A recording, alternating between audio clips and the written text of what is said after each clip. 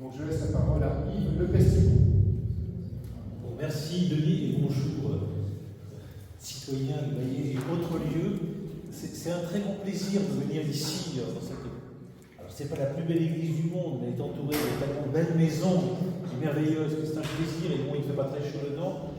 C'est un plaisir de venir à l'invitation de Denis Favennec, que je connais depuis longtemps et qui était apparu comme un mathématicien lettré exceptionnel dans le lycée où j'enseignais avec lui à Bordeaux, au lycée Montaigne. Et c'est surtout un grand plaisir de venir parler de La Fontaine. J'ai un peu l'habitude de parler de La Fontaine, mais c'est la première fois que j'ai la chance de parler de La Fontaine sur des La Rochefoucauld. Puisque donc apparemment il y a des La Rochefoucauld sous mes pieds, et que La Rochefoucauld est un personnage très important de Baillet et environ, et que La Rochefoucauld est un des plus grands amis de La Fontaine, et que si vous avez eu l'occasion de lire les livres des fables de La Fontaine, au milieu du premier livre des fables, il y a une fable qui s'appelle L'homme et son image, qui est une réflexion sur les maximes de Rochefoucauld, et un peu plus tard, dans le livre 8 des fables, il y a un texte qui s'appelle Discours à Monsieur de La Rochefoucauld, qui a aussi comme sous-titre Les lapins, et dans lequel La Rochefoucauld est convoqué. Ils se connaissaient fort bien, très bien, ils étaient amis, pas rivaux, etc. Et donc c'est partie des gens qui, par rapport à Louis XIV, au milieu du XVIIe siècle, étaient, on va dire, quelque peu sur la réserve. Ils étaient du même âge, ils avaient traversé les périodes de la guerre de la Fronde, ils avaient des amis communs, et ils étaient un peu à l'écart. Et l'un et l'autre ont été un peu exilés. On verra avec La Fontaine comment. Alors, La Fontaine est vraiment très très connue. Tout le monde ici dans la salle connaît évidemment le nom de Jean La Fontaine. Il n'est pas besoin de faire une interrogation pour être sûr que chacun connaît au moins quelques fables de La Fontaine, que chacun connaît quelques vers de La Fontaine. Et on va dire que dans la littérature française, et surtout du XVIIe siècle, il n'y a guère que La Fontaine que tout le monde connaît, dont tout le monde connaît quelques passages, quelques vers seulement. Simplement, il est beaucoup plus connu, parce qu'on peut citer beaucoup plus de vers de lui, que même Molière, qui est le second, ou même Perrault, qui est le troisième des auteurs les plus connus. Racine, déjà, ça devient presque pour les spécialistes, même si quand même il est bien connu. Et si on parle de Pélisson et d'autres, là on rentre dans les espaces un petit peu oubliés. Et non seulement La Fontaine est très connue, mais il est connu par toutes les générations, que j'aille parfois dans des clubs de personnes âgées ou dans les écoles primaires, c'est pareil, tout le monde connaît La Fontaine. Que les écoles primaires sont des écoles primaires intégralement blanches, et si possible catholiques, on connaît La Fontaine, mais si je vais dans les quartiers difficiles de Toulouse, qui s'appelle le Mirail par exemple, dans chaque classe, s'il y a 30 élèves, il y a 22 nationalités au moins, et bien là aussi on connaît La Fontaine, et on s'intéresse à La Fontaine, et on le récite aussi par cœur, qu'on soit syrien, irakien, congolais, n'importe. Et tout à l'heure, en parlant avec le père Gérard, il me disait qu'effectivement, au Congo aussi, on étudiait La Fontaine, au Congo, Zaïre, pour nous en général. Alors, La Fontaine est connue, très très connue, mais en même temps, il est parfaitement inconnu. Il est parfaitement inconnu parce que l'essentiel de l'œuvre de La Fontaine, ce ne sont pas simplement les fables. La Fontaine a écrit bien d'autres choses, pas énormément. Les grands écrivains du XVIIe siècle n'ont pas besoin de publier 3 romans par an chez Gallimard, comme on le fait maintenant aujourd'hui. Donc, l'œuvre entière de La Fontaine, c'est 2 volumes de la Pléiade, c'est-à-dire, pas tout à fait de 1000 pages, voilà, en comptant un peu large avec les notes. Et dans l'œuvre de La Fontaine, il y a certes les fables qui ont une partie dans les déjà, il y a les contes sur lesquels on garde en général un silence prudent. Mais tout à l'heure, on en parle un petit peu, on en garde un silence prudent parce que ces contes sont érotiques. Et donc, on ne les étudie pas à l'école primaire, naturellement, mais même pas à l'université. On verra quand même qu'on peut arriver à les lire, en tout cas certains passages d'entre eux, même dans une église. Il y a des lettres, assez nombreuses, il y a du théâtre, qui n'a pas vraiment réussi, il y a des considérations, il y a même, puisqu'on est dans une église, un poème sur la captivité de Saint-Marc, il y a un poème sur le quinquennat. Vous savez qu'on découvre les effets du quinquennat à ce moment-là, et La Fontaine fait un grand poème là-dessus. Et il y a aussi un roman, peu connu, mais absolument extraordinaire, qui s'appelle Les amours de Psyché et de Cupidon, et parfois, pour faire court, on l'appelle Psyché. Et c'est dans Les amours de Psyché et de Cupidon, à la fin, que se trouve l'association la plus explicite, qui se donne le titre un peu à la conférence, entre la ville et la campagne, qui permettait d'inscrire cette conférence dans le cycle, disons, Ville et campagne, inventé en particulier par Denis Favennec. Alors, en effet, à la fin de ce roman très compliqué roman qui ne ressemble pas à ce que nous appelons des romans depuis Balzac ou Zola. Il y a un personnage qui intervient qui s'appelle Polyphile. Polyphile, c'est un peu l'incarnation de La Fontaine. Polyphile, ça veut dire, c'est un jeu de mots. C'est celui qui aime le multiple, le polus, etc. Mais aussi qui aime peut-être la ville aussi, parce que vous savez qu'en grec, polis, c'est aussi la cité, hein, la politique, des choses comme ça. Et à la fin, ce personnage, après une longue conversation qui a lieu dans le parc du château de Versailles, qui à ce moment-là est en construction. Versailles, évidemment, c'est Louis XIV pour nous, mais dans les années 1669, c'est surtout un chantier. Et il y a un parc, mais il n'y a pas des arbres aussi beaux que nous les connaissons maintenant, puisque les arbres, comme dans la maison de Louis-Lavenec, le roi Louis XIV et ses jardiniers viennent de les planter, donc on n'a pas l'occasion de méditer tellement dessus. Ce sont des jeunes arbres. Et à la fin de ce roman, Polyphile dit quelques vers. De temps en temps, il parle en vers, de temps en temps, il parle en prose. Ça s'appelle le prosimètre. On mélange les vers et les proses, qui était une manière d'écrire au XVIIe siècle. Et là, il va dire ce qu'il aime vraiment. Et qu'aime-t-il? Et on a là quelques vers qui sont parmi les plus beaux de la littérature française. Il dit ceci, dans un ton épicurien: j'aime le jeu, l'amour, les livres, la musique, la ville et la campagne. Enfin, tout, il n'est rien qui ne me soit souverain bien, jusqu'au sombre plaisir d'un cœur mélancolique. Donc il y a ce magnifique vers, il n'est rien qui ne me soit souverain bien, jusqu'au sombre plaisir d'un cœur mélancolique. Alors on retrouve une vieille idée qui vient de Platon, hein, le souverain bien, mais simplement c'est moi qui vais transformer en souverain bien toute une série de choses: le jeu, l'amour, les livres, la musique. Il aurait pu ajouter Baillet, peut-être, voilà, mais souvent il ajoute la ville et la campagne. Je vais retenir, on va pas faire une conférence sur le jeu, les livres et la musique, je vais retenir juste la ville et la campagne. Donc La Fontaine, d'abord, connaît les mots, mais la ville et la campagne associées, l'une à l'autre, l'une avec l'autre, donc forment un doublé qui est ni plus ni moins que le jeu, l'amour, les livres, la musique. À l'intérieur de la série, il y a la ville et la campagne. Alors, qu'est-ce que c'est que la ville et la campagne? Tout de suite, on va dire, est-ce qu'au XVIIe siècle, les mots ont tout à fait le même sens qu'aujourd'hui? Alors, le mot ville, c'est un mot latin d'origine, ça vient de la villa. Mais en latin, on va dire, c'est un appel latin, et qui font un peu l'artillerie, villa, ce n'est pas les villas d'aujourd'hui, avec un petit jardin et une piscine éventuellement, c'est donc un grand domaine agricole. Dans la campagne, il y en a sûrement ici, autour d'Angoulême, il y en a partout, dans la région, à Toulouse, bien sûr, il y en a jusqu'en Belgique, il y en a beaucoup d'endroits, il y en a en Italie. Donc un grand domaine agricole exploité par un propriétaire, et dans ce grand domaine agricole, il y a plusieurs bâtiments. Et donc très vite, une villa, c'est pas simplement une maison, c'est pas une villa comme aujourd'hui, c'est un ensemble de maisons, éventuellement un petit bourg, et donc en bas latin, la villa, ça devient le bourg, le village, et dans le bas latin, ça se met à remplacer le mot ours, qui est effectivement le mot que les latins emploient pour désigner la ville. Quand le pape parle urbi et orbi à la ville et au monde, il ne dit pas quelque chose comme villa et orbi. Ça n'irait pas très bien pour les jeux de mots, d'accord? Et quand Tite-Live écrit un livre qui l'origine de la ville de Rome, ça s'appelle Ab urbe condita, c'est-à-dire depuis l'origine de Rome. Et donc, c'est assez étrange, parce qu'effectivement, un mot qui ne désigne pas en latin la ville a donné le mot qui pour nous désigne la ville, et c'est simplement dans la langue savante, on va dire, quand on parle d'urbanité, quand on parle des urbanistes, quand on parle d'urbanisme, qu'on a tard, en gros au XVIIe, au XIXe siècle, réutilisé le mot latin pour dire effectivement la science de la ville, par exemple, c'est l'urbanisme. La politique qu'on a en ville, c'est l'urbanité, juste comme ça. Et donc on a deux mots en français qui viennent tous les deux du latin. L'un qui est le mot normal, pour le latin, oups, et l'autre qui est ce mot-là. Alors, au XVIIe siècle, ça fait déjà 2 ou 3 siècles qu'on désigne par le mot ville une agglomération importante, de plus en plus importante, et effectivement, chez Boileau, chez Racine, chez La Fontaine, on va trouver ce mot-là.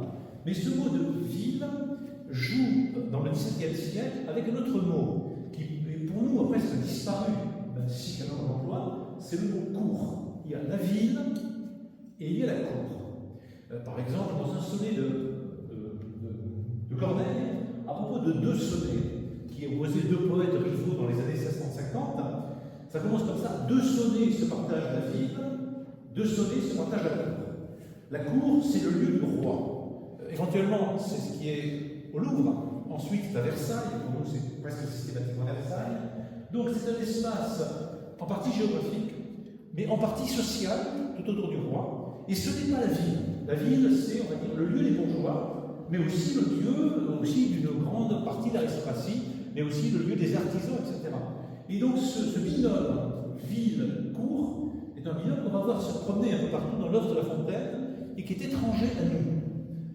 Et donc, parce que pour nous, la cour, on ne sait plus très bien ce que c'est, véritablement, même si à l'occasion, on va dire la cour du roi Macron, si on veut, très bien, mais on voit bien que ce n'est pas tout à fait un emploi tout à fait correct de ce terme, c'est un peu ironique, c'est pas vrai. Donc, on a ce mot ville que La Fontaine connaît, on va le retrouver, mais qui renvoie vers autre chose que cela pour nous.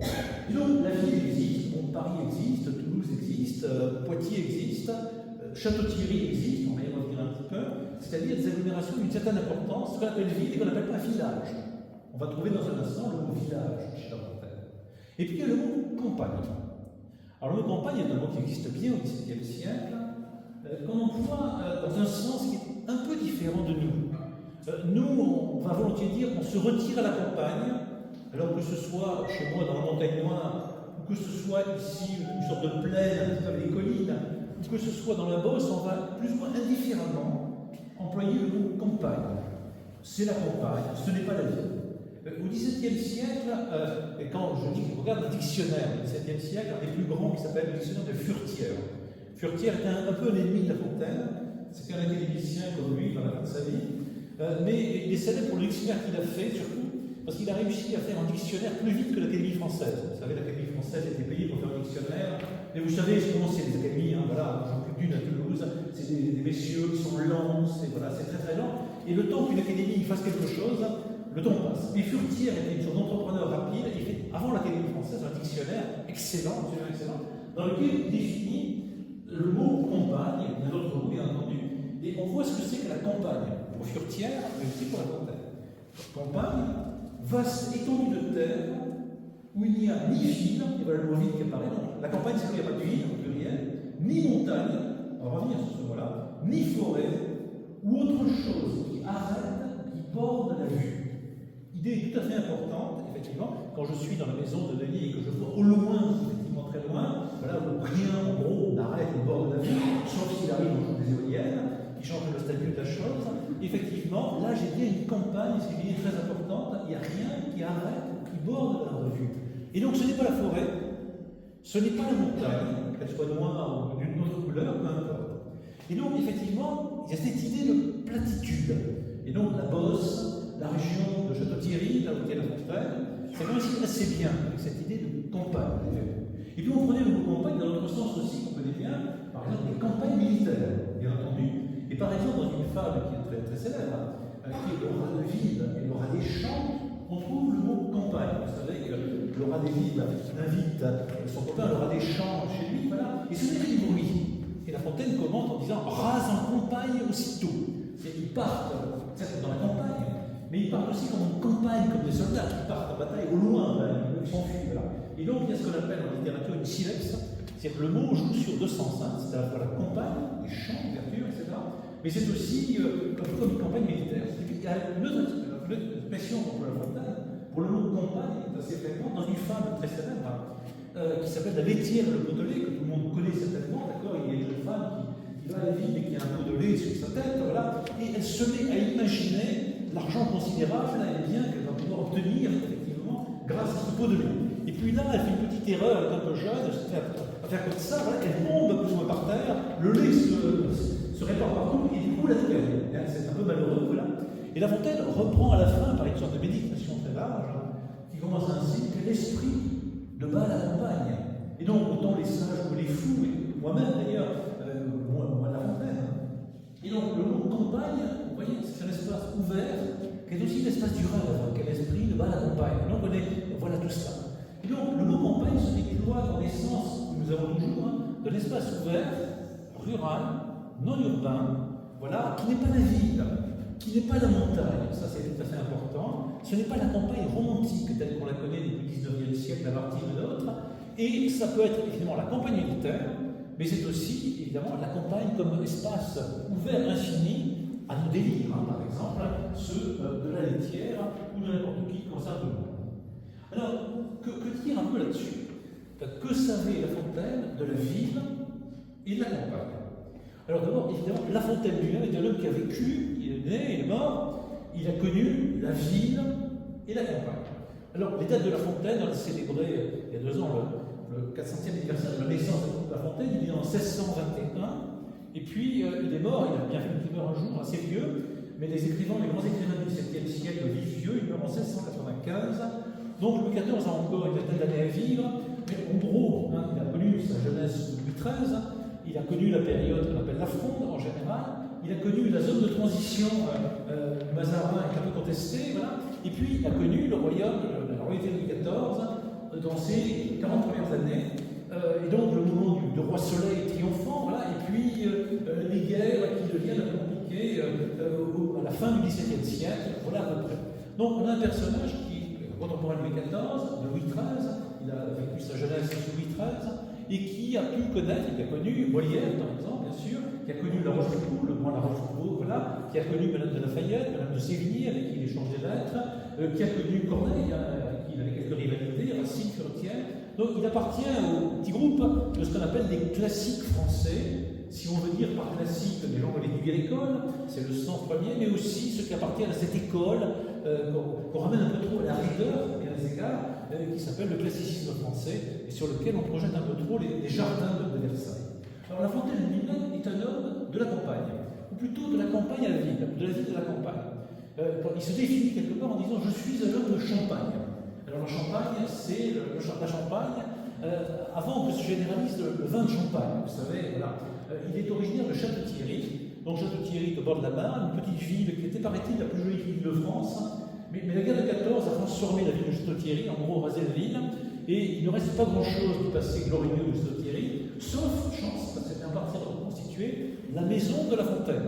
Et la maison de La Fontaine, qu'est-ce que c'est? C'est en belle pierre de table, comme ici, c'est une maison du XVIe siècle, et on voit que La Fontaine, la famille de La Fontaine est une famille riche, vraiment très riche, c'était des notables du coin. La Fontaine, par ailleurs, avait une charge qu'il a obtenue, mais son père avant, qui est la charge de gardien des eaux et forêts.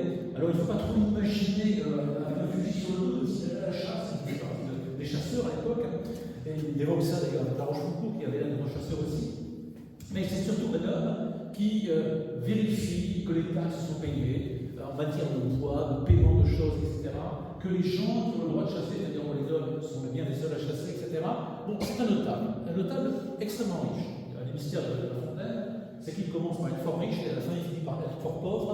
Bon, alors il y a 2 hypothèses qui partagent avec les Fontainiens. Il a perdu l'argent avec les femmes, mais moi je ne crois pas trop parce que les femmes c'est cher, mais pas si cher que ça. Il a probablement perdu l'argent au jeu, essentiellement. J'aime le jeu, voilà, certainement. Il a perdu beaucoup d'argent à jouer. Le XVIIe siècle, une grande époque de jeu. Et donc à la fin, il a dû être hébergé par une grande dame qui s'appelle Madame de Sablière, qui lui a prêté l'appartement, il est mort chez elle, et qui était une femme d'origine protestante, qui s'était convertie, qui était une femme qui n'était pas une grande vertu au monde, une grande vertu. Et donc, effectivement, il a fini hébergé, un peu SDF, sauvé, alors que quand on va à Château-Thierry, on voit effectivement, disons, la beauté de la maison. Il n'a certainement pas très bien géré sa fortune, il n'a pas substitué beaucoup d'argent, la gloire considérable qu'il a eu au XVIIe siècle par les fables. On sait que ça a une grande gloire parce que c'est cité partout, c'est très rapidement traduit, il y a beaucoup d'éditions, et il y a beaucoup d'éditions pirates, effectivement, à travers la France, à travers l'Europe. Et donc, en effet, dès qu'un livre sortait avec du succès, des imprimeurs à Toulouse, à Lyon, partout, à Barbézy ou ailleurs, faisaient le même. Et donc, ça atteste simplement qu'il y avait de la demande, et que la demande n'était pas limitée au petit monde des intellectuels parisiens, de la cour. Madame de Sévigné récitait, quand elle partait en vacances, du côté de son château, vers la Bretagne, des femmes de La Fontaine, avec ses amis. Mais effectivement, ce n'était pas limité à ce public-là, le public était plus large, plus considérable, et il n'a cessé de s'élargir à travers le XVIIIe siècle, au XIXe siècle, grâce à l'école laïque et républicaine, qui a vu dans La Fontaine l'incarnation de l'esprit français, c'est-à-dire l'esprit anti-allemand, bien entendu. La Fontaine est rigolo, il parle bien français, il raconte des histoires du terroir, et l'école laïque et républicaine s'est dit c'est idéal pour les enfants, et du coup tout le monde connaît La Fontaine, ce qui n'était pas l'objectif de La Fontaine lui-même. Il aurait été très surpris qu'à l'école primaire, ici en Charente, on apprenne aux enfants les fables de La Fontaine, qu'on les apprenne au Congo. C'était pas vraiment son programme. Mais enfin, c'est comme ça, une série d'éléments historiques. Et donc, effectivement, La Fontaine a connu la campagne, il a connu la ville d'entrée de jeu à Château-Thierry. Château-Thierry, c'était une assez petite ville, ça le reste, avec ce qu'il en reste, qui a été reconstruit. Et on voit très bien La Fontaine, très jeune, enfin jeune, il a une quarantaine d'années à ce moment-là, faire ce que doit faire normalement un intellectuel quand il a une bonne relation pour mener sa vie. Alors ça, on connaît bien ça, bon, à Toulouse, je connais bien ça. Essayer d'obtenir des subventions auprès des élus ou des gens qui ont du pouvoir ou de l'argent pour aider le coin. Voilà, tout à fait. Et donc, à Château-Thierry, il n'y a pas beaucoup d'argent. Il y a une rivière qui s'appelle la Marne. Parfois, il y a des problèmes parce que la Marne déborde et les ponts se renversent. Et donc, La Fontaine a une liaison avec un personnage très important qui s'appelle le surintendant Fouquet. Le surintendant Fouquet, c'est un homme qui dépendait de la royauté de Louis XIII, qui était un personnage choisi comme surintendant des finances par Mazarin. C'est un personnage qui espérait, d'abord Louis XIII et de Mazarin, devenir Premier ministre du roi Louis XIV. Il avait même une telle fortune qu'il était capable de fortifier Belle-Île, en Bretagne, et d'avoir une sorte de corps d'armée là-bas. Et quand Louis XIV a pris le pouvoir, c'est-à-dire en 1661, il est arrivé au Conseil des ministres, puis Louis XIV était très jeune à ce moment-là. Louis XIV, tout le monde le méprisait, parce qu'en gros, c'était un jeune, bon, les jeunes, il faut toujours un peu le mépriser, voilà, c'est un peu vieux comme le monde, il passait son temps à les filles, il dansait, il n'avait pas de moto, il faisait du cheval, etc. Donc en gros, le prenait pour bel idiot, et évidemment, Fouquet allait être l'homme, le balladur d'époque, si vous voulez, voilà, mieux, le balladur, beaucoup mieux, parce qu'il avait un goût, mais enfin, le grand homme qui allait diriger le pays, et il le croyait lui-même. Simplement, le roi Louis XIV est invité dans le château de Volvicomte, magnifique, qu'on voit toujours, que s'est fait construire effectivement Nicolas Fouquet, et là, il est un peu jaloux, parce que, effectivement, son futur Premier ministre, éventuel, qui je crois déjà, a un château plus beau que le sien. Et donc, il le fait décrire très rapidement, et ça mène à ce qu'on appelle l'affaire Fouquet, dans lequel Nicolas Fouquet est mis en prison, risque d'être condamné à mort, finit par être envoyé à l'Italie, parce que pour nous, l'Italie, c'est notamment au fort de Migliore. Et La Fontaine va prendre la défense de Fouquet, ce qui sera pour sa carrière une grosse erreur. Racine et Molière ont évité de faire ce genre de choses, et donc vont monter beaucoup mieux. Mais donc, puisque Fouquet est une connaissance de La Fontaine, une connaissance qu'il a parce que c'est Madame de Sévigné qui a présenté Fouquet, bien La Fontaine se doit d'essayer d'obtenir des sous de Fouquet. Alors, quand on est un poète des collèges de Château-Thierry, on fait une petite balade et on la compose. Alors, je vous lire un texte peu connu de La Fontaine qui donne un peu une idée de ce que c'est aussi que le XVIIe siècle et que c'est les systèmes de protection. Alors, on va le retrouver, il faut que je me retrouve mon petit texte. Le micro. Oui, maintenant je cherche mon petit texte sur tout ça. Château-Thierry, j'ai pas noté la page, je suis un peu idiot. Si, c'est là-haut. Balade sur Château-Thierry, non. J'ai pas noté la page, on est toujours trop imprudent. Et voilà, la balade adéquate. Ça fait depuis l'année, il y a beaucoup.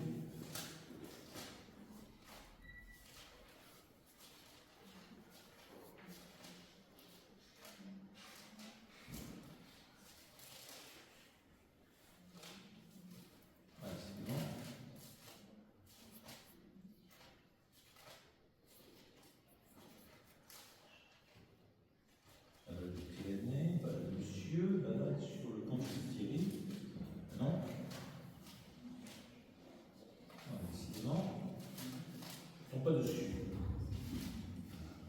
Ah voilà. Donc c'est balade. Alors une balade c'est une forme fixe que La Fontaine fait pour Nicolas Fouquet. Alors il est mignon pour Nicolas Fouquet, mais ça ne suffit pas. Il va avoir une appui. Donc ça s'appelle balade à Monsieur Def pour le pont de Château-Thierry. Imaginez La Fontaine, environ 40 ans, Nicolas Fouquet est archi-milliardaire, entouré par ses maîtresses multiples, dans son château Volvicomte. Et l'autre lui écrit ça en paiement des subventions que déjà Nicolas Fouquet lui donne. Dans cet écrit, notre pauvre cité est par moi, Seigneur, humblement vous supplie, disant qu'après le pénitentialité hiver survint avec grande furie, monceau de neige et gros rondons de pluie dont main ressuscissant, croissant subitement, traita nos ponts bien peu courtoisement. Si vous vouliez qu'on les puisse refaire de bons moyens, j'en sais communément, l'argent surtout est chose nécessaire. Alors quiconque a un château comme Madame là-bas, et quand elle doit devant la drape pour avoir quelques subventions, il faut leur dire l'argent surtout est chose nécessaire. Ça ne suffit pas, c'est une balade. Or d'avoir, c'est la difficulté, on le sait bien sûr. La ville a né de longtemps dégarnie, et voilà le mot ville, Château-Thierry et dégarni d'argent. Qui ferait-on? Vice des pauvretés, mais cependant, si on y remédie, depuis 10 ans, nous ne savons comment la marne fait des ciels tellement que c'est pitié de le voir en colère pour s'opposer à son débordement. L'argent, surtout, est chose nécessaire. Alors, il y a 2-3 ans, il y a des inondations de Cordière, j'ai des amis qui sont maires de petits villages qui ont été inondés, et je leur ai envoyé ce poème pour le faire de la condition. D'ailleurs, ils ont récité, sans grand effet. Si demander combien en vérité l'œuvre entière, tant que soit accomplie, si les écus d'argent bien comptés, c'est justement de quoi, alors je vous prie, donc la subvention, il est que je fasse ça, mais que le prince lui donne une partie, le tout, s'il veut, j'ai bon entendement de l'acheter, sans craindre aucunement. S'il le veut afin de satisfaire, aux échevins, on dira franchement, l'argent, surtout, est chose nécessaire. Donc, je ne vais pas lire le refrain, mais il propose à Fouquet de payer la moitié de la somme, et le prince demandera l'autre moitié. Et donc, il y a typiquement un rapport d'un homme qui appartient à la bourgeoisie de sa vie, c'est pas un homme à la fontaine du tout, le Colbert l'avait rappelé, et donc, en tant que délégué de la ville de Château-Thierry, puisqu'il a des relations, eh bien, il va défendre sa ville, tout simplement, sa ville, il faut la sauver, tout simplement. Et donc, il faut des 1000 écus, voilà, donnez-moi des 1000 écus.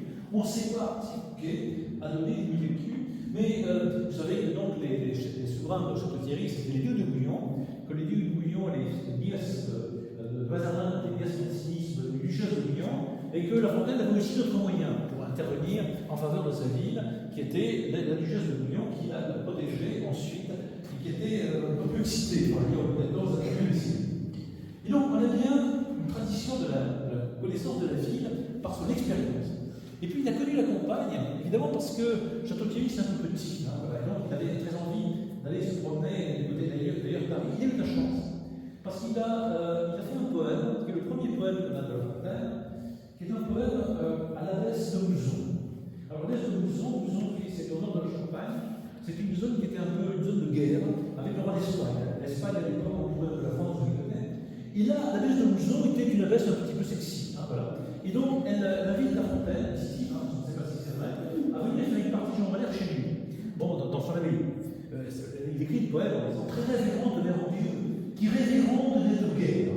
Et alors, il est invité, alors c'est intéressant, mais il explique qu'il n'a pas très envie de traverser la campagne, parce que la campagne appartient au roi d'Espagne, et en particulier à un général qui s'appelle Montagne, et lui, il a peur d'y aller, et quels que soient les délices que Cupidon lui promet dans une abbaye, il n'y va pas. Alors c'est amusant, je suis invité par une mère abbesse, mais je vais arriver, et je ne lirai pas, je sais du nez, parce qu'effectivement c'est un peu dangereux. Il y a une dame qui passe par là, qui voit ce texte, qui s'appelle Madame de Sévigné, et qui se trouve très rigolo. Alors comme elle a le numéro de téléphone de Nicolas Fouquet, elle le connaît fort bien, voilà, peut-être qu'on a un peu fait des affaires avec lui, le président de Nicolas Fouquet, il fait de rire. Ce type d'une petite ville qui a peur de traverser la campagne, etc., qu'on le voit, qui vient, et on peut les inviter, et il se retrouve effectivement chez Nicolas Fouquet. Et donc, effectivement, c'est dans ces histoires-là que commencent effectivement, entre ville et campagne, les aventures de La Fontaine. Mais malheureusement, effectivement, être chez Nicolas Fouquet, il ne le savait pas. Si ça permettait de rencontrer des gens intéressants, Madame de Sévigné, Madame de Lafayette, Molière, qui a rencontré le décédé enchanté, et bien d'autres. Le problème, c'est qu'en 1661, Nicolas Fouquet va être décliqué, et donc La Fontaine, qui va bêtement peut-être, ou alors pour grande humanité, prendre un peu le parti de Nicolas Fouquet, va être expédié très loin par le roi Louis XIV, on ne connaît pas très bien les raisons, très loin, c'est pas trop grave aux yeux, on l'envoie à Limoges. Et donc, Limoges, c'est quand même loin, c'est embêtant. Et bon, il ne faut pas imaginer Louis XIV comme un tyran abominable, surtout dans ses premières années. On on ne le met pas en galère, on ne le torture pas, ni du tout. On lui propose de s'éloigner. Donc il descend à Limoges, et il descend à Limoges avec le cheval, le bateau, faire la Loire, et il en tire un voyage. Une relation de voyage qui est dans les plus beaux textes de La Fontaine, qui est très méconnue, qui s'appelle Relation d'un voyage de Paris en Limousin. Et là, on voit bien le chemin qu'il fait. Il traverse la Beauce. Alors, la Beauce, c'est une région de campagne, parfaitement, la vue est prête. Il fait quelques jeux de mots dedans, parce qu'on racontait à l'époque que la Beauce, ça voulait dire, c'était simplement qu'il y avait un géant bossu qui avait perdu sa bosse, et que la Beauce était plutôt du côté de la Touraine, il y avait un petit peu les montagnes. Il traverse tout ça.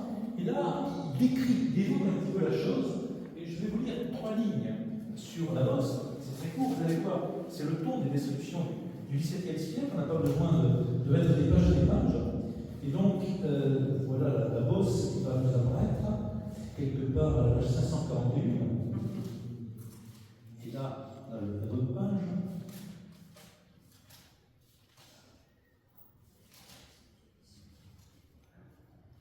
Voilà.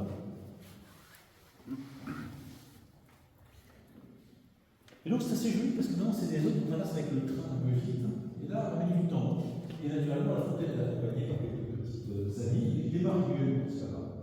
Autant que la Beauce va ressembler ennuyeuse, autant le pays qui est depuis Orléans jusqu'en Amboise me paraît agréable et divertissant. Nous gîmes au commencement la Sologne, une province beaucoup moins fertile que le Vendômois, lequel est de l'autre côté de la rivière. Aussi a-t-on amené le pays pour très peu de choses, car ceux ne sont pas fous comme ceux de Champagne. Et donc, il y a une description très XVIIe siècle. Au lieu de faire au XIXe siècle, à décrire un petit peu les choses, avec des noms très précis, à faire du pittoresque et à raconter des anecdotes, on a juste la forme en général. La Beauce, c'est plat, c'est pas très intéressant. On le traverse aussi vite possible, puis ensuite il va descendre vers Limoges, donc c'est un cheminement un peu étrange. Il prend le bateau Orléans, il va descendre la Loire en passant par la Touraine, et ensuite il va effectivement obliquer pour aller à Limoges. Et ça va l'amener à passer dans le département qui est actuellement d'Indre-et-Loire, dans une ville qui existe toujours mais qui n'existe plus beaucoup, qui s'appelle Richelieu. Alors Richelieu, c'était le lieu de naissance du cardinal de Richelieu. Alors le cardinal de Richelieu ressemblait à certains dictateurs africains, de ce point de vue-là. Il aimait bien ouvrir le Maroc, il aimait bien construire, à Tunis, en Tunisie c'est pareil, il aimait bien construire, il avait bien voulu construire dans le lieu un peu nul où il était originaire, une ville qui fut aussi belle que possible et qui réponde aux normes, modernité du temps, et qui soit une ville classique. Or, La Fontaine va visiter cette ville de Richelieu en passant, et il a décrit, alors voilà une description de ville, mais on va dire que c'est une description extrêmement critique, parce que cette ville, en effet, ne lui convient pas, et il ne peut pas lui convenir. Et on va voir pourquoi, et on va comprendre ce que c'est qu'une ville pour La Fontaine. Donc c'est une ville du pouvoir, on peut toujours le visiter, c'est une ville qui a une petite activité actuellement, c'est une des plus belles villes, de quelque façon, du XVIIe siècle, mais il n'y a pas de rivière, et pendant très longtemps, en fait, il n'y a eu rien, véritablement. Il est arrivé à Richelieu, donc dans la ville de Richelieu, cette ville-là. Et j'en ai vu que c'était évidemment petit. Nous commençons par le château, dont je ne vous en ai pourtant pas la description qu'au premier jour. Ce que je vous dis en Bretagne, c'est qu'elle aura bientôt la gloire d'être le plus beau village de l'univers. Elle est désertée petit à petit à cause de l'infertilité du terroir, où pour être à 4 lieues de rivière et de passage, on se met à fondateur Richelieu, qui prétendait confier une vie de renom à malprise mesure, chose qui ne méritait pas fort souvent. Je vais demander, pensez à tout, qu'il m'a fait transporter la Loire au pied de cette nouvelle ville. Donc on a vu comment le maire de Montpellier, vous savez, il avait transporté la mer à Montpellier. C'est aussi une sorte de personnage un peu Richelieu. Chose qui ne lui a fait pas ce soir, etc. Au début, il devait choisir un autre endroit. Il en fut ainsi par pensée, mais l'envie de conserver les marques de sa naissance, mais l'envie de consacrer les marques de sa naissance, l'obligea de faire bâtir autour de la chambre où il était né. Il avait de ces vanités, comme beaucoup de gens d'Avron, qui sont pourtant communes à tous les héros, témoins, c'est de l'Alexandre le Grand, qui faisait laisser où il pouvait des mots et des brides plus grands que l'ordinaire, afin que la postérité crût que lui et ses gens étaient d'autres hommes, puisqu'ils se servaient de gros chevaux. Peut-être qu'ils étaient beaux, semblèrent leur être aussi d'un château plus somptueux que celui de son patrimoine, et ce château attira la ville comme le principal fait accessoire.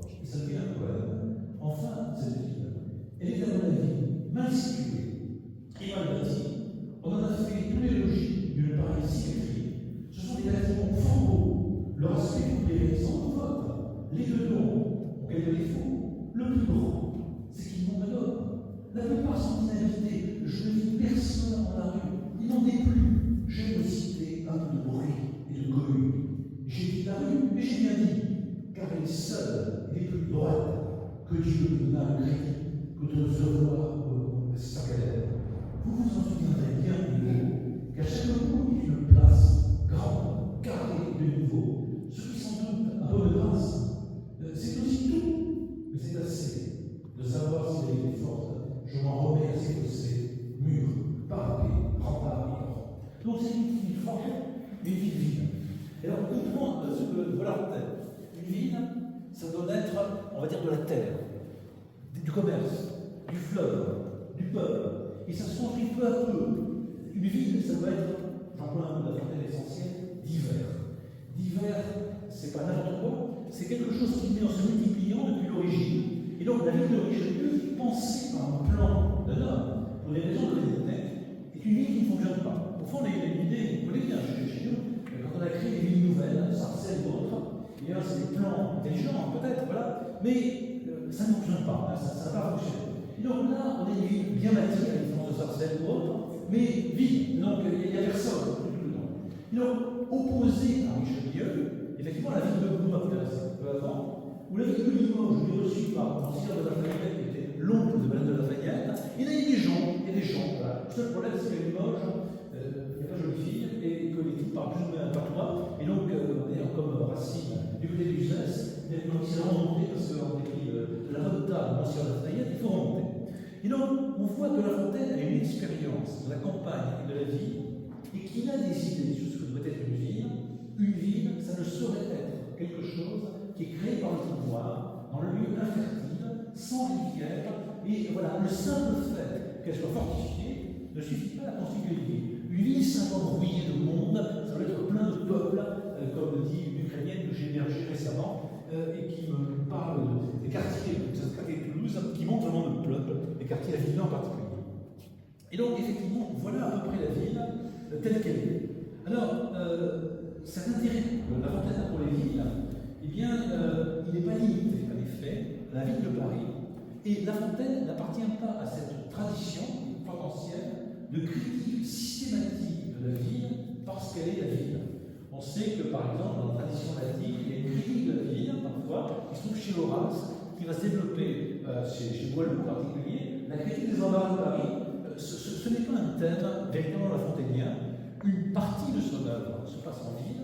Les contes de La Fontaine se passent pratiquement tous en ville, dans les villes italiennes très largement, parce qu'ils sont imités de Boccace, de Larios, de Larmin et bien d'autres, mais aussi dans les villes, disons, françaises. Par exemple, un conte s'appelle Les Rémois, et donc se passe dans la ville de Reims, qui évoque. Et dans cette ville de Reims, il y a beaucoup de femmes apparemment. Et par exemple, l'illustre conte Les Rémois, qui est un oublié maintenant, ça commence ainsi. Guinée, cité, que je préfère à Reims, on n'est pas très loin de ce Thierry, c'est l'ornement et l'honneur de la France. Et le grand avantage de Reims, c'est qu'il y a plein de femmes, et plein de femmes diverses, des grosses, des nettes, des jeunes, des vieilles, etc., des sensuelles, des pas sensuelles, etc. Et donc c'est bien parce qu'effectivement, il y a beaucoup de monde dedans, voilà, mais évidemment, c'est surtout des cités italiennes. Et donc, le décor de La Fontaine, c'est une diversité de villes qui sont citées dans son œuvre, qui apparaissent dedans, et qui ne sont pas nécessairement l'enfer qu'on imagine, et qui pourraient effectivement voir à certain point de vue. Et la campagne, si La Fontaine est habitée par une œuvre qui a beaucoup compté dans la représentation de la campagne au XVIIe siècle, il ne s'y limite pas. Cette œuvre qui a beaucoup compté, c'est l'Astrait d'Honoré d'Urfé. Alors, Honoré d'Urfé vit au début du XVIIe siècle, il vit dans le pays qui est maintenant la région de Rouen, un petit peu à côté de là, là-haut, je ne sais pas si c'est par là. C'est une zone extrêmement jolie, même s'il n'y a pas de partie industrielle. Et donc, il propose un roman qui est comme une sorte de série, une suite. C'est bon parce qu'il est visible, c'est trop gros, c'est maintenant c'est magnifique. Et donc, une campagne qui n'existe pas vraiment, qui est extrêmement jolie, très charmante, et dans laquelle il y a des paysans qui sont des bergers ou des bergères, et qui ont un sujet d'occupation. En gros, c'est l'activité du loft, hein, c'est-à-dire la seule activité qu'il y a à faire, c'est de faire la cour aux filles, les filles aux garçons. Elles sont naturellement très vertueuses, très coquines, les garçons aussi pensent à autre chose, voilà, bien sûr. Et là-dedans, les bergers, c'est la double par exemple, a des amis divers et variés, et ils se courtisent les uns les autres. Il se construit un paysage de rêve qui a joué un rôle pour l'imaginaire de La Fontaine, parce que quand il est jeune, quand il est petit, le texte qui est à la mode, c'est effectivement l'astrait d'Honoré d'Urfé, qui est représenté dans les tapisseries, qui est représenté dans les tableaux, qu'on met en poésie de tous les côtés et qu'on retrouve dans les Fades de La Fontaine. Mais il sait bien quelque part que l'astrait, ce n'est pas la réalité. Alors par exemple, dans un livre qui est de vous les Rémois, il évoque les amours à Reims, et malheureusement, les femmes parfois sont à vendre, voilà, et elles trompent leur mari, enfin, tout ça. Voilà. Et donc l'amour pur du pays du Lignon, mais s'il peut être plus. Et il y a ces vers magnifiques de La Fontaine qui dit amour est mort, le pauvre compagnon s'est enterré sur les bords du Lignon. Le Lignon, c'est la rivière qui est astrait. Et donc, cette campagne idéale où des bergers parfaits passent leur temps à faire l'amour, c'est-à-dire cette déclaration d'amour, voilà, et qui dure très longtemps, elle n'existe pas, mais on peut en rêver. C'est une sorte d'espace quelque peu idéal. L'amour réel à la campagne, il est davantage évoqué dans un des derniers contes de La Fontaine, très peu connu, mais qui m'en a beaucoup étudié, commenté, parce que c'est une histoire de viol. Et on va dire assez abominable. Je vais vous lire une partie de La Clochette. Ça va nous amener dans les phares, véritablement. Alors, la clochette, c'est la clochette d'une vache qui porte une petite clochette. Et évidemment, il y a une vachère qui est là. Et naturellement, elle est extrêmement jolie. Et naturellement, il y a un vachier, un jeune homme qui est par là, et qui a très envie, non pas de la vache, mais de la jeune fille, naturellement. Et bon, on va dire, un peu les goûts permis, voilà ce que semble dire ce conte de La Fontaine, mais qui dit aussi en même temps autre chose. Et là, donc, ce jeune bachelier qui est un jouvenceau, dans les prés, sur le bord d'un ruisseau, vous cajolez la jeune Bachelette, donc une jeune femme qui était là, au blanchito, aux pieds nus, au corgeant fort joli. Et donc, on a à peu près une image, c'est une très jolie fille, mais arrive le récit. Pendant Kyo, c'est-à-dire la vache Kyo, pendant Kyo portant une clochette aux environs, allait l'herbe mangeant. Notre galon voulogne une fille. De cette lettre, je l'ai exprimée. Le malheur fut qu'elle était trop jeunesse, et d'âge encore incapable d'aimer. Nous, qu'à 13 ans, on y soit inhabile. Même les lois ont avancé le temps. Vous savez, c'est la grande question, à partir de quel âge est la liberté sexuelle? C'est un peu jeune, même voilà. Même les lois ont avancé ce temps. Les lois, songez aux personnes de ville, et bien que l'amour semble né pour les champs. Le bachelier déployait sa science, ce fut en vain. Le peu d'expérience à l'humeur farouche fut bien l'aviation, où tous les trois firent de la bergère, pour qui l'amour était langue étrangère, un peu jeune, répondit mal à tant de passion. Que finalement, dans le monde de la campagne, croyant tout artifice libre à l'amour, sur le relais de la nuit, sur le filet de la nuit, le compagnon détourne une génisse. De ce bétail, par la fille conduit, le demeurant non composé, non monté par la belle, jeunesse d'un son qui s'en requit, prit aussitôt le chemin du logis. Enlève la vache. Sa mère, étant moins oublieuse qu'elle, vit qu'il manquait une pièce au troupeau. Dieu sait la fille, elle tombe aussitôt, vous la renvoie, et la jeune pucelle s'en va pleurant et demande aux échos si pas deux cellules nouvelles de celle-là dont le drôle l'a pris. Mais le drôle a fait d'abord écouter le chef, puis il l'a pris, et la faisant sonner, il se fait suivre, en tant que la fille avec le four de bois se laisse tourner. Bon, il amène la vache au fond d'un bois, il fait sonner la clochette, la jeune fille y va, juger l'heure que fut sa surprise, quand elle ouït la voix de son amant. Belle, dit-il, toute chose est permise pour ceux qui veulent leur de tourment. À ce discours, la fille tout en transe, remplie de cris, ses lieux peu fréquentés, nul n'a couru. Ô belle, évitez le fond des bois.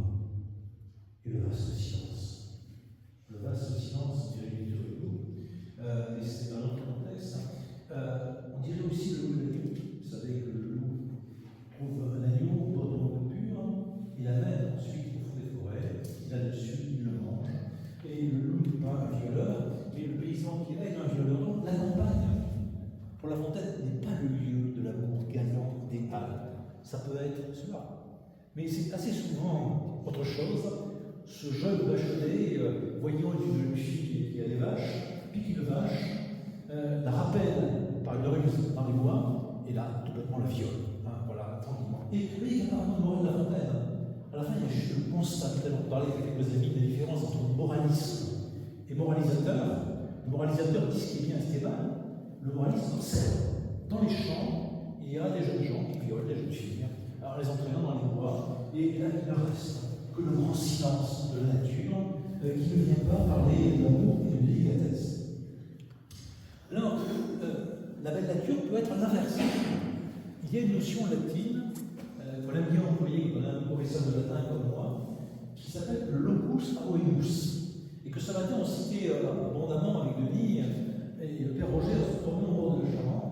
Le locus amoenus, c'est le lieu délicieux, parfait, où il y a une belle rivière transparente, des fleurs.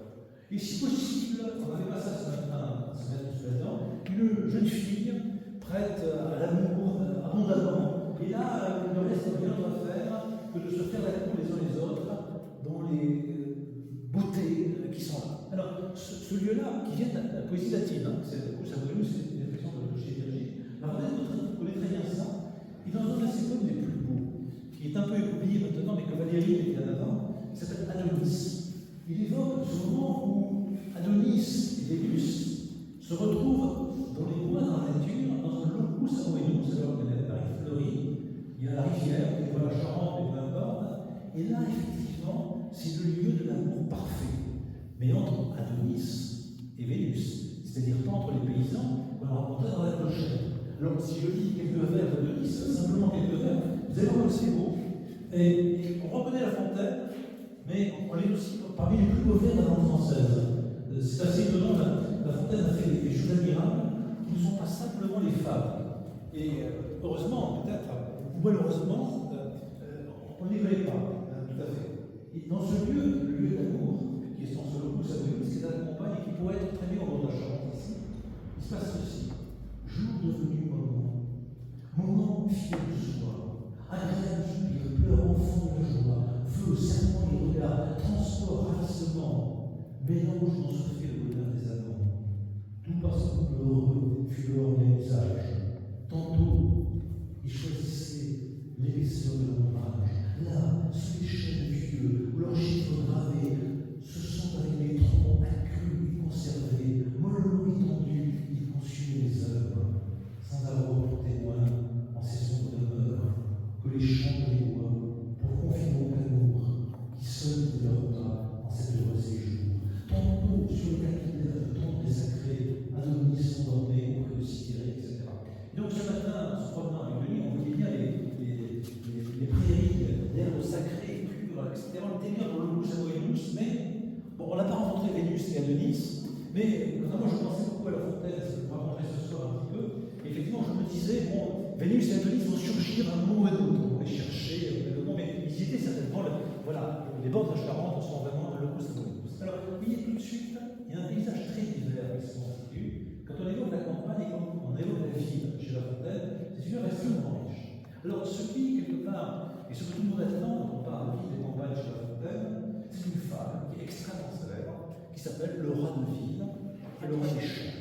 Tout le monde a rencontré un jour cette femme, qui se trouve au livre 8, le premier des fables, juste un peu avant le texte qui s'appelle L'homme et son image, qui est un hommage au duc de la Rochefoucauld, ami de La Fontaine. Alors, cette femme, je vais la relire, bien que tout le monde la connaisse, parce que c'est un plaisir de la relire, on peut presque dire de la chanter. Et voici ce texte, dont certains connaissent trop long le texte par cœur, mais je préfère le lire, que je l'oublie un peu. Autrefois, le roi de ville invita le roi des champs d'une façon fort civile à des reliefs d'ortolans. Sur un tapis de Turquie, le trouvère se trouve ami. Je laisse dans cette vie que firent ces deux amis. Le régal fut fort honnête. Rien ne manquait au festin. Mais quelqu'un troubla la fête. Pendant qu'ils étaient en train, à la porte de la salle, ils entendirent du bruit. Le rat de ville détale, son camarade le suit. Le bruit cesse. On se retire, race en campagne aussitôt, et le citadin de dire achevons de notre rôle. c'est assez, dit le rustique. Demain, vous viendrez chez moi. Ce n'est pas que je me pique de tous vos festins de roi, mais rien ne vient m'interrompre. Je mange tout à loisir. Adieu donc, fis du plaisir, que la crainte te corrompre. Une femme magnifique, très célèbre, là, et qui vient de Horace, qui est le premier, le poète latin, qui raconte cette histoire sans doute bien ancienne, et qui donc reprend un des grands thèmes de la philosophie épicurienne. C'est du côté de la campagne, alors pour Horace c'était plutôt la compagnie, plutôt du côté de la ville, que se trouve la vie heureuse, sans perturbation particulière, sans ce que La Fontaine emploie comme mot ici, qui est le mot bruit, ça veut dire du bruit. Et donc, le plaisir pur, le plaisir épicurien, c'est le plaisir que rien ne vient interrompre. Et donc, on en tire assez facilement la conclusion, c'est que La Fontaine pensait qu'effectivement, il valait mieux vivre à la campagne, au champ, avec le rat des champs, qu'avec le rat des villes, parce qu'effectivement, le rat de ville est en danger d'être interrompu par le bruit. Et donc, on fait évidemment de La Fontaine une sorte d'écolo vert avant l'heure, voilà, le néo-rural de l'époque, voilà, qui rêvait de s'installer au champ. Mais quand on tourne les femmes de La Fontaine, le problème c'est qu'elles se suivent, il y en a une et il y en a une autre. Et la femme qui suit, donc là on était dans la fable 9, la fable suivante, juste avant la fable qui vient rappeler le duc de Rochefoucauld, l'homme et son image, la femme qui suit, c'est le loup et l'agneau. Alors le loup et l'agneau, tout le monde connaît, le loup et l'agneau, je ne vais pas le relire, faire presque l'insulte de relire ce merveilleux texte, dans le courant de pur, voilà. Donc il y a un loup, il y a un agneau qui se désaltérait au moment d'une rupture. Tout va bien, c'est le rouge, ça pourrait nous, il n'y avait pas de jeune fille, mais il y a l'agneau du Christ, la pureté, etc. Et puis soudain surgit un loup qui cherchait d'aventure et que la faim en ces lieux attirait. Et donc il arrive, et après avoir posé quelques questions, il fait une sorte de procès à l'agneau, quelles que soient les bonnes raisons d'agneau, là-dessus, au fond des forêts, le loup l'emporte et puis le mange. Ah, problème. Problème, c'est rigolo, parfois sur le coin, la montagne noire, mais de retour. Dans la nature, dans les champs, mais là c'est les forêts, on va bien voir. Il n'y a pas de bruit, oui, mais il y a des loups. Et qui dit loup dit alors les violeurs, etc., les soldats, montagnes, etc. Donc, il ne suffit pas de sortir de la ville pour être tranquille et avoir un plaisir que rien ne vient interrompre. Parce qu'en effet, l'agneau avait un plaisir non interrompu. Il y avait le courant du nom de Pur. Ça coule sans arrêt. Rien ne venait d'interrompre ce plaisir qu'il avait de boire, cette pureté sans cesse revenait, qui venait en lui-même et qui l'incarnait lui-même parce qu'il était l'agneau. Et soudain, il y a un type qui arrive, un peu pénible, qui est le loup. Voilà, le loup fait son boulot, voilà, et crac, il l'emporte et il le mange. Et donc, deux leçons à retenir. La première, très générale, c'est que chez La Fontaine, c'est un peu plus compliqué que ce qu'on croit. Si on dit La Fontaine, c'est la campagne, c'est bien, etc., parce que le rat de ville, il y a des champs. Oui, mais attention, dans les champs, il y a des loups. D'ailleurs, c'est plus compliqué que ça, parce que tous les loups sont dans les champs. Il y a des loups parfois qui incarnent la liberté. Enfin, ça s'appelle le loup du chien. Il y a même de temps en temps un loup qui est rempli d'humanité et qui voudrait se convertir à ne plus être un méchant. Ça arrive, il se rend compte que c'est une erreur. Première leçon, donc c'est compliqué, La Fontaine, c'est différent. Deuxième leçon, on a toujours intérêt à lire les femmes les unes par les autres. C'est-à-dire c'est une construction. Alors Denis connaît bien ça pour la peinture, les politiques. C'est-à-dire les tableaux sont à côté les uns des autres, et en fait chaque élément se replie sur les autres. Alors ça sera par exemple la vie du Christ, le dessin, et on a intérêt toujours à replier le politique sur lui-même pour comprendre qu'une scène renvoie une autre. Les femmes de La Fontaine se construisent exactement comme ça. Les femmes font partie d'un tissu très compliqué, qu'aucune n'est isolée, et elles renvoient les unes aux autres. Je prends un exemple que j'aime bien parce qu'il est simple avec des femmes très connues, qui sont la cigale et la fourmi, le corbeau et le renard. Dans la cigale et la fourmi, vous avez une scène, c'est la première femme, le premier livre, la première femme de La Fontaine. C'est une idée de La Fontaine, elle a mis cette femme le premier, personne n'a fait avant, ce genre de choses. Il y a beaucoup de gens qui font des femmes avant lui. Et la deuxième, celle qui suit, c'est le corbeau et le renard. Dans la cigale et la fourmi, vous avez une histoire qui est bien connue. Il y a une cigale qui a rien, qui a chanté tout l'été, voilà, et elle va voir la fourmi sa voisine en lui disant de lui prêter quelques grains pour subsister jusqu'à la saison nouvelle. Et puis la fourmi, assez méchante, lui fait la tournée et lui dit que faisiez-vous au temps chaud, vous danciez, eh bien, maintenant, enfin, au chantier, vous devez c'est-à-dire dansez maintenant. Clac, pas de morale, c'est fini. La fourmi n'est pas la même pierre. D'abord, SDF, fourmi, artiste, qui chantait à tout dedans, est condamné à crever de faim pendant longtemps. Et bien, danser maintenant. Très bien, voilà, ça va aussi comme ça. Est-ce qu'il n'y a pas de morale qui dit, les gars, il faut travailler comme la fourmi, et placer son argent à la caisse d'épargne, ou l'écureuil, si vous voulez, et économiser, travailler dur. Non, il n'y a pas de morale. C'est bien dans ces mains-là, boum, bim, bim. Et on passe à la page suivante, qui s'appelle le corbeau et le renard. Le corbeau sur un arbre perché, tenez, on s'en va être en fromage. Et là, de nouveau, on a la même histoire. Tout à l'heure, on avait deux petits animaux, on voit aussi un petit peu d'animal. Tout à l'heure, on avait un animal sonore, la fourmi, et puis un animal coloré, solaire, la cigale. On retrouve de nouveau le rouge et le noir. Hein, voilà. Le corbeau est évidemment plus ou moins noir, et le renard est plus ou moins rouge. Et donc, il y en a un qui n'a rien. Celui qui n'a rien, c'est le renard. Il est là, par l'odeur, elle est chue, il a mélangé un peu de fromage. Alors, il y a un grand débat, pour savoir si c'est du brie de Bologne ou du brie de Meaux. Enfin, c'est un fromage. Dans la fable originelle, chez les autres, ça pue un peu.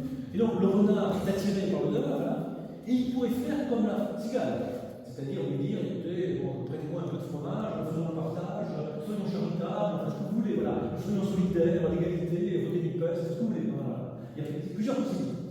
Il choisit aucune de ces possibilités. Il choisit pas non plus la possibilité de sortir, comme le disent parfois les élèves dans les écoles, tirer dessus, non, il n'est pas violent. Il va dire au corbeau qu'il est un excellent chanteur. C'est un peu nouveau, parce que, voilà, c'est pas vraiment. Il va se lui dire, vous êtes le phénix des autres de ces bois. Là-dessus, le corbeau ne se sort plus de joie. Le corbeau ne sait peut-être pas très bien ce que c'est le phénix, c'est pas important ça. Le phénix, c'est un oiseau rouge qui ne chante pas particulièrement, mais qui ressuscite régulièrement. Mais quand l'autre lui dit, vous êtes le phénix, il se dit, c'est super génial, je suis le phénix, voilà. Il ouvre un large bec, il laisse tomber sa proie, donc le renard est parfaitement violent, et il n'a plus qu'à se saisir, effectivement, du fromage, très bien, et là-dessus, il apprend au corbeau, apprenez de tout flatteur, vivre dépend de celui qui l'écoute. C'est pas très moral. Le renard n'est pas terrible au point de vue de moralité, mais il a gagné. Alors non, on comprend un truc, c'est que le corbeau a perdu, là où la fourmi n'avait pas perdu. Là, le renard a gagné, là où la cigale, non seulement elle n'avait rien gagné, mais c'est toujours condamné à mort. On est toujours dans le monde de la campagne, si vous voulez, voilà, on est loin des villes, mais on comprend que si on veut gagner quelque chose, auprès de gens qui ont quelque chose, eh bien, une technique, c'est la rhétorique, la flatterie, l'art de tromper, et que pour avoir l'art de tromper, il faut plusieurs conditions. La première, c'est de savoir qui on a en face. Qui on a en face, ici c'est un corbeau, on sait qu'un corbeau ne chante pas, qu'il a envie de chanter, qu'il a envie d'être beau, qu'il a envie d'être rouge, etc. Et premièrement, il faut connaître donc le monde, la physique, on va dire, pour faire un mot de l'époque, et il faut connaître aussi la rhétorique, l'art de bien parler, savoir dire vous êtes le phénix des autres de ces bois, ce qui est très joli, très joli. Il y a toutes les voyelles de langue française, hein, oui, etc. Vous pouvez essayer, c'est magnifique. Du coup, effectivement, il fait de la poésie sonore. Alors, morale de tout ça, si je plie une fable sur l'autre, eh bien, ça veut dire que ce qui compte, c'est la tactique qu'on va employer.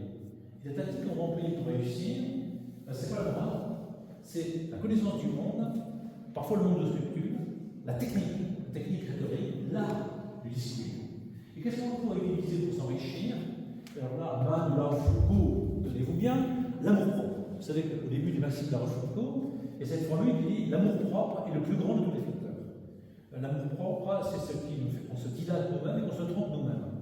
Évidemment, la cigale est pleine d'amour-propre. C'est une artiste. Il y a beaucoup d'artistes qui sont pleins d'amour-propre, et elle en particulier. Elle chante à tout venant, ne vous déplaise. Elle se fiche du public, elle croit qu'elle est bonne parce qu'elle chante. Voilà. Et la fourmi aussi est pleine d'amour-propre, mais la cigale ne comprend pas que la fourmi a l'amour-propre. L'amour-propre de la fourmi consiste à vaincre la cigale, à se moquer d'elle, de cruauté. Le corbeau est plein d'amour-propre. Ça l'aveugle parce que c'est le renard. Le renard n'a pas d'amour-propre, mais il sait pendant un moment calmer son amour-propre pour utiliser l'amour-propre de l'autre. Et la fable qui suit, c'est-à-dire la fable 3, c'est la grenouille qui se veut aussi grosse que le bœuf. C'est-à-dire elle est tellement pleine d'amour-propre, vous savez, boum, elle explose. Dans cette fable plusieurs plus mal. La première, la cigale, est condamnée à danser, c'est-à-dire à mourir. Le deuxième perd son fromage. Et la troisième, c'est-à-dire le grenouille, explose. Heureusement, il y a après, peu de temps après, le loup et le chien. Le chien croit qu'il faut bien manger, il mange bien, mais le loup n'a pas d'amour-propre, il préfère être seul dans la forêt et être plein de liberté. Voilà la fable. Et donc, vous voyez simplement en prenant cet exemple que les fables, c'est une structure par plis très compliquée et dont le modèle est quelque part un petit peu dans les ruisseaux, dans les rivières, qui se replie sur elle-même. Et que donc le duo, le diptyque, entre le rat de ville et les rats de champ prend sens. Il faut lire les deux fables en même temps et on est prévenu. Si vous rêvez d'aller simplement à la campagne pour être loin du bruit, par exemple ici à Paris, etc., méfiez-vous. Dans le coin, il y a aussi des loups. Voilà, c'est peut-être très sympathique la Charente, mais attention au loup, voilà, qui est là. Et alors, pour bien comprendre ça, vous avez intérêt à réfléchir sur ce que vous êtes vous-même, et à ce moment-là, à lire les maximes de La Rochefoucauld. C'est la fable qui suit, qui s'appelle L'homme et son image, où on voit un homme qui se regarde dans un miroir, et il y a un miroir plus beau que le miroir dont il est question, le véritable miroir, c'est les maximes de La Rochefoucauld, c'est-à-dire productive Bayer ou de les environs. Voilà. Et donc, venez à Bayer, et lisez La Rochefoucauld, voilà un petit peu ce que nous dit La Fontaine, curieusement. N'hésitez pas à aller lire ces livres des villes et des champs, qui sont ceux de La Rochefoucauld. Alors, pour aller un petit peu plus loin et approcher d'une sorte de conclusion, parce qu'il faut arrêter un moment pour ça, parce qu'avec La Fontaine, on pourrait y être longtemps. Bon, effectivement, dans le vocabulaire de La Fontaine, des mots qu'on a rencontrés, dont vie et campagne. Alors, on a vu la campagne, c'est pas tout à fait ce que nous appelons la campagne ça fait système avec d'autres mots qui sont la forêt, la montagne. Et pour nous, la forêt et la montagne, c'est plutôt sympathique. La montagne, on vient du ski. La forêt, on va se mettre, remplir les poumons, etc., faire du jogging, avoir des égalités, etc. Et il y a aussi la mer. Et pour nous, la mer, c'est plutôt sympathique aussi. On va bronzer, on va faire du bateau, on va pêcher des poissons, etc. Pour La Fontaine, la forêt, c'est dangereux. Conte de Perrault, il y a cette ambiance. La montagne, on y va par on ira à partir du XVIIIe siècle. La mer, c'est dangereux. Parce que, voilà, les bateaux sont coulés. La Fontaine n'a jamais vu la mer. Alors, il y a une fable qui unit un peu tout ça. C'est une fable qui s'appelle Le rat et l'huître. On voit le paysage fontainien se constituer, la campagne, effectivement, et effectivement la mer, la montagne. Alors, il ne faut pas se faire trop d'illusions sur la campagne, parce que le problème de la campagne, sauf quand peut-être Denis Favennec qui débarque, c'est parfois le manque de culture. Il y a des rats dans la campagne qui n'ont pas beaucoup de bibliothèque. C'est le problème aujourd'hui en ce moment à la campagne. Et je connais beaucoup ces rats autour d'un champ, rats de cervelle, dont je suis parfois. Et donc voilà, l'oreille et l'huître, vous allez voir, c'est déployer le paysage. Le paysage académique. Donc c'est une fable tardive de La Fontaine, et que je lis. Un rat, autour d'un champ, rat de peu de cervelle. Des larmes paternelles, un jour se trouva sous. Et laisse dans le champ le grain et la javel. Va remplir le pays, en mourant son trou, sitôt qu'il fut hors de sa case, sa petite maison. Que le monde est et grand et spacieux, voilà les Apennins, et voilà le Caucase. La moindre taupinet était mont à ses yeux. Au bout de quelques jours, le voyageur arrive à un certain canton, Tétis, des Estamers, sur la rive, avec des cercles d'huîtres. Il notera d'abord crut voir les voyants des vaisseaux de beau bord. Certes, dit-il, mon père est un beau sire, il n'osait voyager qu'un vite dernier point. Pour moi, j'ai déjà vu le maritime empire, j'ai passé des airs, mais ne divulgue point. Un certain magistère, c'est-à-dire un mauvais maître de la campagne, d'un certain magistère leur ordonnait ces choses. Il les disait à travers le champ, n'étant pas de ces rats qui les livres rongeants se font savants jusqu'aux dents. Ce n'est pas un rat de bibliothèque, hein, voilà. Parmi tant d'huîtres de close, l'une s'était ouverte, et baillant au soleil par un doux effluve réjoui, une lèvre respirait, était épanouie, blanche, grasse, et d'un goût à la voir non pareil, d'aussi loin que le rat, voit cette huître qui baille. Qu'aperçois-je, dit-il, c'est quelque victuaille, et si je me trouve à la couleur d'aimer, je dois faire aujourd'hui bonne chair, ou jamais, là-dessus mettre le rat, plein de l'espérance, approche de l'écaille, allonge un peu le cou, se s'emplit comme là, car l'huître, tout d'un coup, se referme. Et voilà, où finit l'ignorance. Voilà. Alors, effectivement, il y a encore quelque chose d'ignorance. Voilà, c'est un peu le problème du rat. Le rat est celui de l'ignorance. Vous savez, le jeu de mots, il y a l'ignorance, il y a le rat, ou dans l'ignorance. Et donc, on voit bien, la critique de La Fontaine, ce rat dans le champ n'est pas très cultivé. Il croit avoir vu le monde. Dès qu'il sort, il voit un autre, il croit que c'est des montagnes. Il aborde la mer, il ne sait pas que c'est dangereux. La mer, c'est dangereux, mais c'est des siècles. Et là, il se trouve par une huître. Et donc, c'est dans les termes, il faudrait qu'on les connaît, le rat n'est pas le lieu de la bibliothèque. Or, La Fontaine est un homme de la bibliothèque.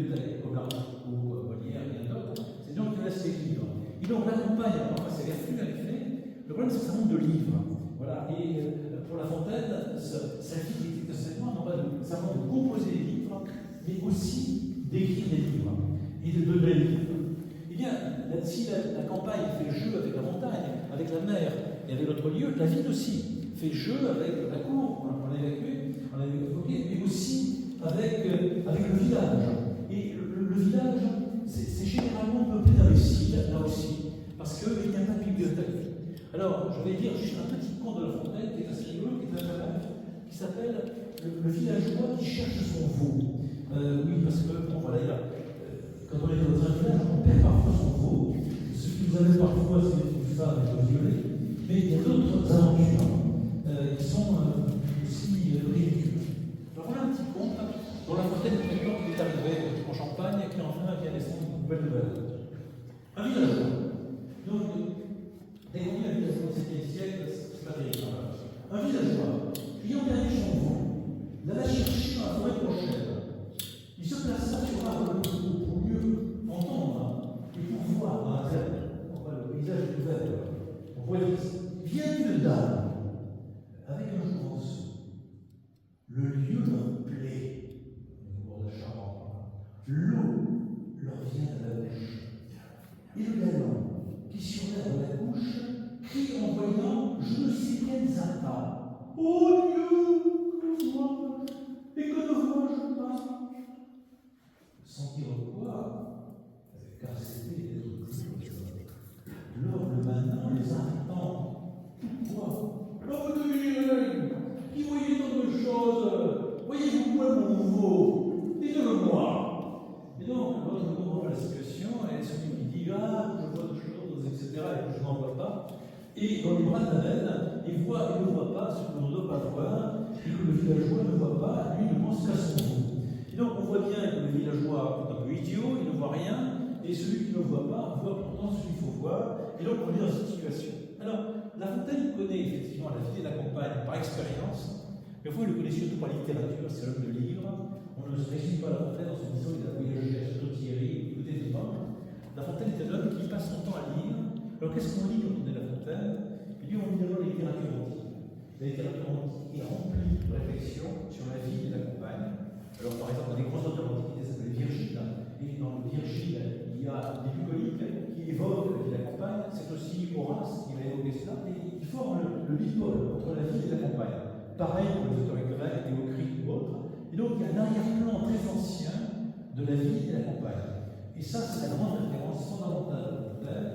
Chaque fois qu'un type se l'avance, et c'est la même chose qu'on peut lire en Racine, il voit le monde à travers, non pas les vitraux, mais à travers le vitrail, si on peut dire, de la littérature antique, latine et grecque, et en plus la Bible qui vient s'ajouter. Et quand il voit la campagne, effectivement, c'est immédiatement ces choses-là. Par exemple, simplement, une des femmes les plus connues de La Fontaine, le chêne de Rousseau, finit par la mort du chêne, et quand le chêne s'effondre, c'est de qui la tête au ciel était voisine, et dont le pied est touché à l'empire des morts. Ce n'est pas une description du chêne objective, même si elle est vraie, c'est juste une citation des Georges de Virgile, qui est traduite par La Fontaine, et donc il voit le chêne, certes, c'est bien que c'est un chêne, mais il voit le chêne à travers le prisme agrandissant de la littérature antique. Alors pour nous, c'est quelque chose d'un peu délicat, puisque non, effectivement, nous voyons la campagne, en général, sauf quelques méthodistes professionnels, eh bien, nous ne voyons pas la campagne à travers la littérature antique, mais plutôt à travers le romantisme, à travers Lamartine, à travers Rousseau, bien d'autres, et à travers les films que nous avons vus, et à travers les préoccupations en fait idéologique. Et donc, c'est le premier filtre de la littérature antique. Le deuxième filtre, c'est la littérature moderne. Et pour les littératures modernes, c'est la littérature italienne, qui fait voir les villes, essentiellement, et en particulier des auteurs comme Boccace et bien d'autres, évidemment la peinture, c'est aussi l'astrait pour la campagne, mais il va en partie le rejeter, et c'est aussi des romans modernes du XVIIe siècle français, par exemple Tristan l'Hermite, un grand auteur, La Fontaine a très bien connu l'œuvre, et qui décrit effectivement les grandes villes, et en particulier Londres, dans lequel il séjourne. Et donc, les villes, pour lui, c'est d'abord très largement une expérience littéraire. C'est aussi très certainement une expérience picturale, parce qu'effectivement, il n'y avait pas exactement de musée au sens d'aujourd'hui, mais par exemple, dans La Fontaine, en observant Richelieu, il voit les tableaux qui sont accumulés là, qui sont largement des tableaux italiens, il les décrit assez précisément, on voit qu'il connaît tout ça, mais quand on ne voit pas les tableaux, on voit surtout les gravures qui sont très largement représentées. Et La Fontaine fait représenter dans des gravures pour ces femmes, il demande un graveur célèbre de l'époque, qui s'appelle François Chauveau, de lui représenter des situations. Et dans ces fables, il y a des gravures qui représentent la campagne, les champs, etc. Et des gravures qui représentent la ville. Par exemple, au début du livre 9, il y a la première phase qui s'appelle le dépositaire infidèle, c'est l'histoire de la ville. Alors on voit des murs, on voit des maisons. La fable qui suit s'appelle le singe léopard, ça se passe à la foire. Et donc on voit la foire avec le singe léopard, le troll, etc. Et donc tout ça, il le connaît très bien.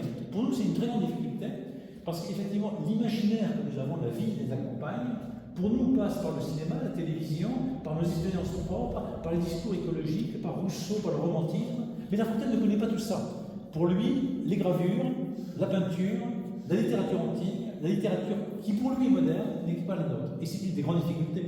Pour comprendre ces auteurs, ils ne parlent pas de la même chose que nous, quand ils parlent effectivement, apparemment, en employant les mêmes mots. Alors, La Fontaine, en fait, est un homme un peu de l'intermédiaire. La ville ne lui plaît pas tout à fait, parce qu'effectivement, il y a des bruits, même s'il y a des choses heureuses qui peuvent se passer à la ville. Et en particulier, les rencontres amoureuses. La campagne, ce qu'on appelle la campagne, ce qu'il appelle la campagne, ne lui convient pas tout à fait parce que ça manque un peu de bibliothèque, de jolies femmes et de romans. L'espace intermédiaire, l'espace idéal pour lui, c'est la ville et la campagne, c'est le jardin. Ou plutôt, c'est les jardins. Les jardins, on connaît ici, il y a deux types de jardins ici. Il oublie les jardins monastiques. Hein. Là, on fait qu'il passait, on disait les religieuses qui sont toujours disponibles. Enfin, il y a le jardinier qui est prêt, voilà, c'est bien d'occasion. Et puis enfin, donc, il y a deux types de jardins. Il y a le jardin potager, qu'on le connaît à Veillé ou ailleurs, que Denis est en train de préparer patiemment. Donc vous avez les femmes qui s'appellent le jardinier et son seigneur, dans lequel le jardinier fait ce qu'il peut pour que ça pousse. Voilà. Malheureusement, il y a un lapin qui vient voler un peu les choses, ce qui arrive ici, j'imagine aussi. Et donc ça, c'est un lieu de fécondité, de multiplicité, mais un peu humble. Mais La Fontaine aime beaucoup ce genre de lieu multiple, qui est naturel, qui est à la campagne, mais qui est quand même civilisé et œuvre d'homme. Et puis les vrais jardins qui m'intéressent le plus, véritablement, c'est les parcs. C'est les parcs des châteaux. Alors évidemment, le parc du château de Vaux-le-Vicomte, le parc du château de Versailles, et de divers châteaux, demeures qu'il a pu fréquenter, par exemple du côté de Clamart, quand il voyage un petit peu dans ces régions-là.